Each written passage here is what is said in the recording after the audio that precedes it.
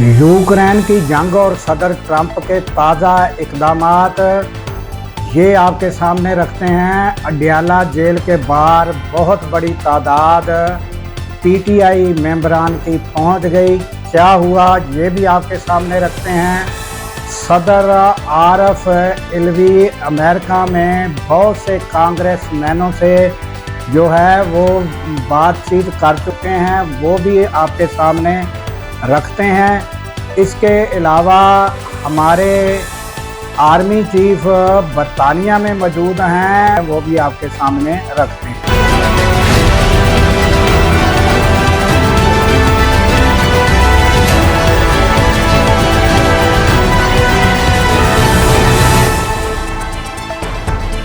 अस्सलामुअलैकुम नाजरीन, मैं हूं अब्दुल गफ़ार।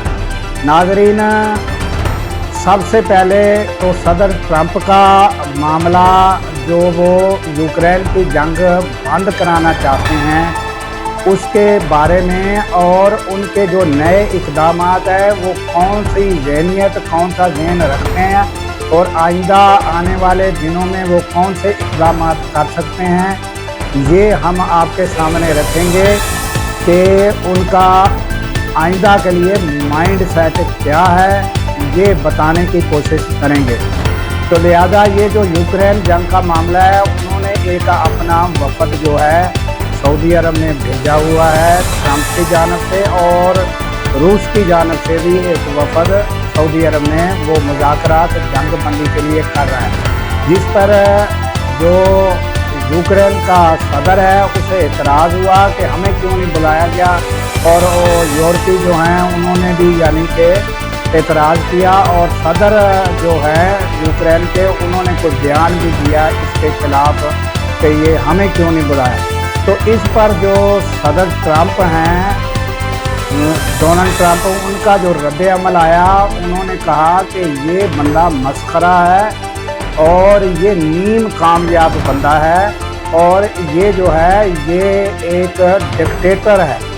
ये जो है ये इलेक्शन भी नहीं कराता, और इसकी जो है वो यानी कि यूक्रेन में इसकी मकबूलियत भी कम है।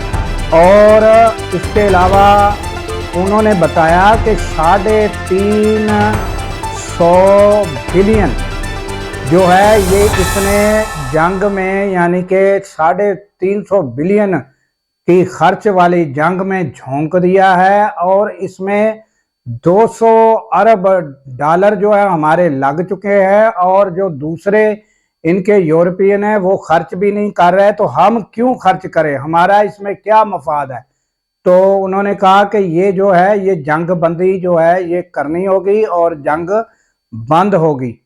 तो ये यानी कि ट्रंप के इक़दामात हैं, और ये आने वाले दिनों में जो नज़र आ रहा है ये जंग बंदी जो है हो जाएगी।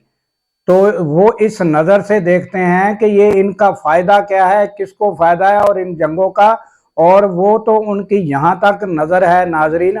कि उन्होंने इंडिया को फंड कोई साबका अदवार में इलेक्शन में दिया गया था, तो वो था यानी कि तकरीबन जो फंड था यानी जो इलेक्शन में इंडिया को दिया गया, वो जो फंड है वो 21 मिलियन डॉलर है। तो उन्होंने कहा कि ये यानी कि किस सिलसिले में दिया गया है, क्यों दिया गया है, उस पर भी उन्होंने एतराज़ किया। और ये जो दिया गया था नाजरीन, ये यानी कि इंडिया में वोट का टर्न आउट बढ़ाने के लिए दिया गया। तो उस पर ट्रंप का रद्द अमल ये था, और उन्होंने सख्त नोटिस लिया, एतराज़ किया कि ये हमारा अपना टर्न आउट जो है वो उसके मसाइल हैं, तो आप इंडिया को पैसे दे रहे हैं। तो इस पर भी उनका एतराज़ था। तो ये आप सोच सकते हैं कि वो किस ज़हनियत से वो सोच रहे हैं। और पाकिस्तान को भी इस सिलसिले में जो साबका इलेक्शन हुआ उसमें 17 मिलियन डॉलर जो है वो पाकिस्तान को भी दिए गए हैं। तो वो यानी ये जो है वो ट्रंप जो है इस मामले को देख रहा है कि हम किस वजह से और क्यों खाम खा खर्च कर रहे हैं। वो कहता है कि वही जो खर्च है वो अमेरिका के लिए खर्च किया जाए, अमेरिका का जो इलेक्शन है उस पर खर्च किया जाए, उसका टर्न आउट बढ़ाने के लिए खर्च किया जाए, ना कि इंडिया पर और पाकिस्तान पर। तो ये मामलात हैं नाजरीन जो मैं ख़बर बताना चाहता था कि जो डोनाल्ड ट्रंप है उनके ख्यालात हैं कि सबसे पहले अमेरिका के लोग और ये जो बेजा जंगों में पैसा झोंका जाता है वो इसके खिलाफ हैं, और ये आइंदा आने वाले दिनों में यानी कि एक दुनिया जो है एक शख्स डोनाल्ड ट्रंप की वजह से सारी पॉलिसियां आपको तब्दील होती नज़र आएंगी। तो ये ताज़ा तरीन यानी कि सूरत हाल ट्रंप के हवाले से और यूक्रेन के हवाले से थी। तो अब आते हैं नाजरीन के सदर आरफ अलवी जो हैं वो अमेरिका में मौजूद हैं, और वो जो है वो अमेरिका के ईवान नुमाइंदगान जो हैं और कांग्रेसमैन जो है उनसे मुलाकातें उनकी जारी हैं, और वहाँ के जो पाकिस्तानी यानी कि पाकिस्तानी जो वहाँ मौजूद हैं बैरून मुल्क मौजूद हैं वो उनकी जो है वो पीटीआई के लोग हैं या यानी कि दूसरे पाकिस्तानी जो भी हैं वो सारे जो हैं वो उनके साथ यानी फुल हेल्प कर रहे हैं, और उनको मिलाने में जो यानी कि कांग्रेसमैन हैं या ईवान के उनके जो नुमाइंदगान हैं उनको मिलाने में उनका अहम किरदार है पाकिस्तानी बैरून मुल्क जो हमारे मौजूद है। तो तकरीबन 12 से ज़ायद जो अहम शख्सियात हैं उनसे वो सदर आरफ अलवी मिल चुके हैं, और उनके आगे अपना मौक़िफ़ इंसानी हकूक़ के हवाले से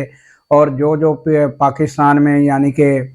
हकूक़ की खिलाफ वर्जियाँ हुई हैं वो सारा तफसीलन और बड़े बेहतरीन अंदाज में वो सामने रख चुके हैं, और तकरीबन वो दीगर ममालिक में भी जाने का इरादा रखते हैं और दीगर लोगों को भी मिलेंगे। ये सदर आरफ अलवी की मसरूफियात थी। तो इसके अलावा नाज़रीन हमारे जो आर्मी चीफ़ हैं वो बरतानिया में मौजूद हैं, उनका दौरा किन मकासद के लिए है और क्या कामयाबी होगी ये तो आने वाले दिनों में पता चलेगा। बहरहाल ताहाल अफसोसनाक बात यह है कि हालात यहाँ तक पहुँच चुके हैं कि हमारे आर्मी चीफ बरतानिया के दौरे पर हैं, और जो पीटीआई के लोग हैं पाकिस्तानी वो उनको सख्त गुस्सा है और सख्त नफ़रत है, और इस वजह से वो जो है जो बरतानिया में इलेक्शन कमीशन है उसके सामने जो है वो एहतजाज करने जा रहे हैं। तो ये नाजरीन अफसोसनाक अमर है कि होना तो ये चाहिए था कि जिस तरह मैं आपको पहले भी बता चुका हूँ कि पाकिस्तान में अदलिया की रिस्पेक्ट, हमारी अफवाज की रिस्पेक्ट, और पाकिस्तान में एक मुंतखब हुकूमत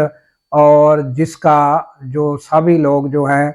वो एहतराम करें और ताकि मुल्क जो है वो आगे बढ़ सके। तो ये सूरत हाल जो है ये इंतहाई अफसोसनाक है। और इसके अलावा नाज़रीन एक और वाक़या कि तकरीबन पीटीआई के तमाम जो मेंबरान हैं वो चाहे सेनेटर हैं या एमएनए एमपीए हैं जेल के अडयाला जेल के सामने पहुंचे मुलाकात के लिए, क्योंकि आज जुमेरात का दिन था। तो जुमेरात के रोज़ नाजरीन जो है वो मुलाकात कराई जाती है। तो वो जो है उनकी मुलाकात जो तवक्का की जा रही थी वही यानी कि हुआ कि उनकी मुलाकात नहीं कराई गई, और इतने लोग जो हैं वो वापस गए, और वहाँ पर फिर हामिद रज़ा जो है उन्होंने जो है वो जो